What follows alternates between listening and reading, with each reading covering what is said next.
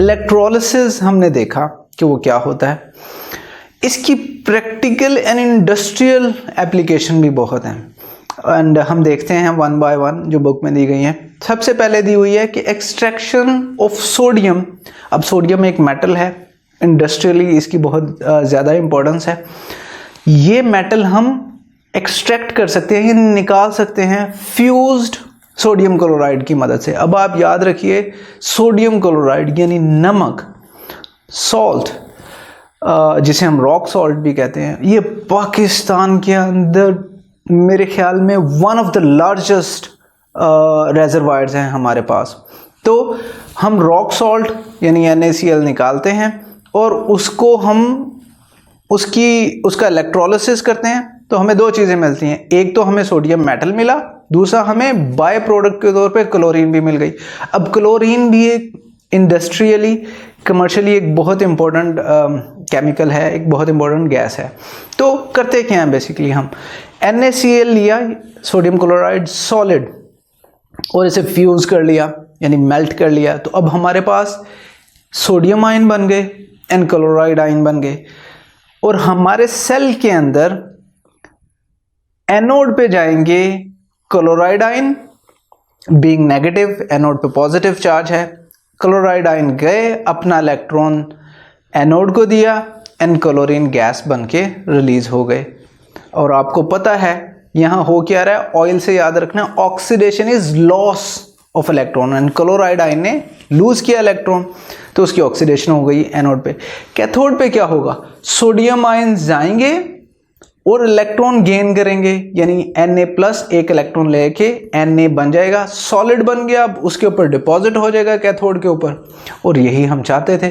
तो अगर हम कंप्लीट रिएक्शन लिखेंगे तो सोडियम एंड क्लोराइड आयंस आपस में मिले, सोडियम सॉलिड बना एंड क्लोरीन गैस हमें एज ए बाय प्रोडक्ट मिल गई। नेक्स्ट प्रॉपर्टी जो है और नेक्स्ट इसकी जो एप्लीकेशन है इंडस्ट्रियल स्केल पर, वो है preparation of caustic soda. Caustic soda जो है वो बहुत इम्पोर्टेंट है, सोप्स में यूज़ होता है, डिटर्जेंट्स में यूज़ होता है। तो अगेन इसमें क्या करते हैं, हम एक्वियस सोल्यूशन लेते हैं सोडियम क्लोराइड का कॉन्सेंट्रेटेड, यानी जिसमें मोलैरिटी या उसकी कॉन्सेंट्रेशन सॉल्ट की ज़्यादा हो। कॉन्सेंट्रेटेड सोल्यूशन लेंगे और उसका इलेक्ट्रोलिसिस करेंगे। एनोड हम इस केस में टाइटेनियम का ले लेते हैं और कैथोड स्टील या मरकरी का ले लेते हैं। तो होता क्या है, NaCl जो है एक्वियस सोल्यूशन जब बनाएंगे हम उसका, तो हमारे पास Na+ एंड क्लोराइड आयन बनेंगे। एनोड पे तो चली जाएगी क्लोरीन गैस एंड कैथोड पे हमारा वाटर जाएगा एंड इलेक्ट्रॉन ले लेगा। जब वो वाटर जाके इलेक्ट्रॉन लेगा तो वो हाइड्रोक्साइड आयंस बना देगा।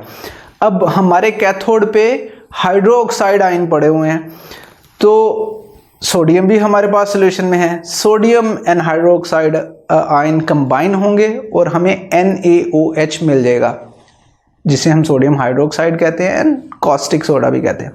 तो इस तरीके से आप अगर कंप्लीट रिएक्शन देखें तो वो ये होगा 2Na+Cl वाटर की प्रेजेंस में, chlorine gas, hydrogen gas and sodium and hydroxide ion, यानी ये एक हमें NaOH यहाँ से मिल जाएगा। नेक्स्ट प्रॉपर्टी या नेक्स्ट इसकी एप्लीकेशन इंडस्ट्रियल स्केल पे देखते हैं, extraction of magnesium and calcium. Again हम फ्यूज्ड सॉल्ट्स लेते हैं, magnesium chloride and calcium chloride का, और अगेन कैथोड पे हमें मैग्नीशियम एंड कैल्शियम मिल जाते हैं, हम उन्हें कलेक्ट कर लेते हैं। एनोड पे जो है चूंकि क्लोराइड थे दोनों के साथ, तो क्लोरीन गैस हमें मिल जाती है। नेक्स्ट एप्लीकेशन है प्रिपरेशन ऑफ एनोडाइज्ड एल्यूमिनियम। अब आपने याद रखना है कि मोस्टली जो एटम्स जो मेटल्स होती हैं हम जिनसे इक्विपमेंट बनाते हैं, उनको जो एक्सपोज होते हैं एनवायरनमेंट में, क्रोजन उनकी हो जाती है, जंग लग जाता है, जिसकी वजह से वो वीक हो जाती हैं और अपनी ड्यूरेबिलिटी उनकी ख़त्म हो जाती है। उस क्रोजन को बचाने के लिए, यानी वो क्रोड ना हो, हम उन्हें एनोडाइज्ड कर देते हैं। वो देखते हैं वो कैसे करते हैं, एक लेयर उनके ऊपर कोट कर देते हैं। तो एल्यूमिनियम हम लेंगे एक एनोड पे इलेक्ट्रोलाइट हम कोई भी एसिड ले सकते हैं, सल्फ्यूरिक एसिड ले सकते हैं, क्रोमिक एसिड ले सकते हैं। अब क्या होगा, जो हमारी एल्यूमिनियम थी जिसको हमने एनोड बनाया, उसके ऊपर एक ऑक्साइड की लेयर बन जाती है। ये लेयर क्या करती है, और हमें पता है कोरोजन क्या होती है, ऑक्सीजन आती है और आके अटैक करती है। लेकिन अगर ये ऑक्साइड की लेयर हमारे एल्यूमिनियम के ऊपर होगी तो वो उसको करोड होने से बचा लेगी, रेजिस्ट करेगी, और यही हम चाहते थे। जो हमारी एल्यूमिनियम है वो नीचे है, उसके ऊपर कोट है ऑक्साइड की, और ये ऑक्साइड की जो लेयर है या कोट है हमारी मेटल को सेव कर लेगी कोरोजन से। नेक्स्ट प्रॉपर्टी है प्यूरिफिकेशन ऑफ कॉपर। अब I don't know whether you have seen ads आते हैं हमारी केबल 99.99% कॉपर की। जो भी इलेक्ट्रिक कंडक्शन होती है, मोस्टली मोटर्स, जनरेटर्स और घर के अंदर जो केबलिंग हुई होती है वो मोस्टली कॉपर से बनती है। एंड कॉपर जितनी प्योर होगी उतनी कम रेजिस्टेंस प्रोवाइड करती है फ्लो ऑफ करंट में। तो ये बहुत इंडस्ट्रियली, कमर्शियली वायबल ऑपरेशन है जहां हम इलेक्ट्रोलिसिस के थ्रू कॉपर को प्योर कर सकते हैं 99.9999%। तो करते हैं हम क्या है, एनोड पे हम एक इम्प्योर कॉपर ले लेते हैं और एक थिन शीट या बिल्कुल थिन प्योर कैथोड बना लेते हैं कॉपर का, प्योर कॉपर का एक कैथोड की शीट ले ली या एक स्ट्रिप ले ली। एंड सोल्यूशन जो इलेक्ट्रोलाइट होता है हमारा वो होता है कॉपर सल्फेट का। तो होगा क्या, कॉपर के एटम्स इम्प्योर कॉपर एनोड से अपने 2 इलेक्ट्रॉन देंगे और सोल्यूशन में आ जाएंगे। जैसे ही सोल्यूशन में आएंगे, अब वो पॉजिटिव आयन है तो वो नेगेटिवली चार्ज्ड कैथोड की तरफ जाएंगे और जो स्ट्रिप है प्योर कॉपर की उसके ऊपर 1 by 1 डिपॉजिट होना शुरू हो जाएंगे।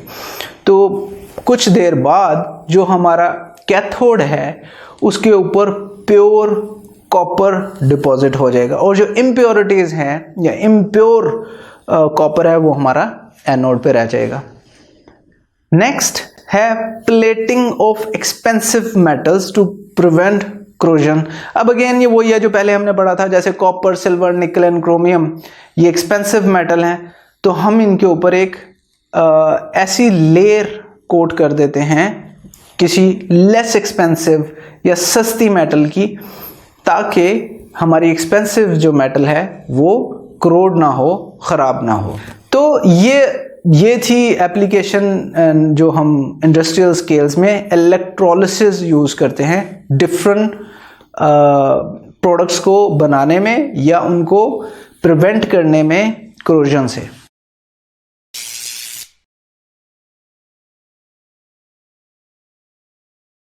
अगर आप ये लेक्चर कंप्लीट देखना चाहते हैं और उसके साथ साथ हज़ारों MCQs और उनकी एक्सप्लेनेशंस चाहते हैं तो अभी कृपया गूगल प्ले स्टोर पे जाइए और डाउनलोड कीजिए ऐप हिप्पो ई-लर्निंग प्रोग्राम।